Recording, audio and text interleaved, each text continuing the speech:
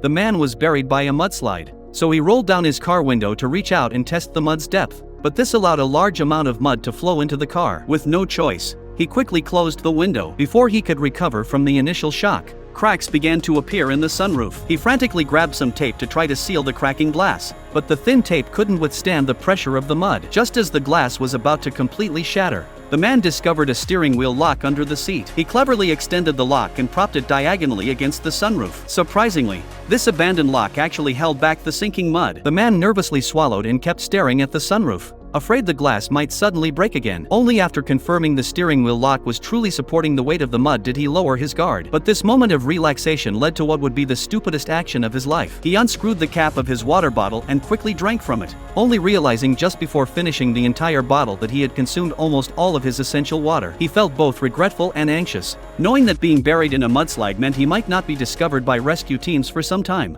and lack of water would significantly reduce his chances of survival. In desperation, he finished the remaining water and then gathered all usable items in the car, hoping to find something helpful, though nothing obvious appeared. Just then, a drop of water seeped through the cracked sunroof into the car. He immediately moved to where the water was dripping and frantically sucked up the drops with his mouth. Finding this too slow, he took a card from his wallet, folded it into a funnel shape, and inserted it into the plastic bottle. He then wedged it against the steering wheel lock. Soon, the seeping water began to fill the bottle. Excited about solving his water problem, the man clapped his hands. He then stored additional water in the glove compartment. But not long after, he began to have difficulty breathing as the oxygen in the car was nearly depleted. If he couldn't find a solution, he would soon lose consciousness from suffocation. He quickly took apart the support frame from a folding chair, removed a bottle cap, and used a nail clipper to drill small holes in it. Then he threaded a piece of rope through the cap and stuffed it into the hollow steel tube, with the cap sealing the tube opening. While working, he couldn't help but admire his own clever idea.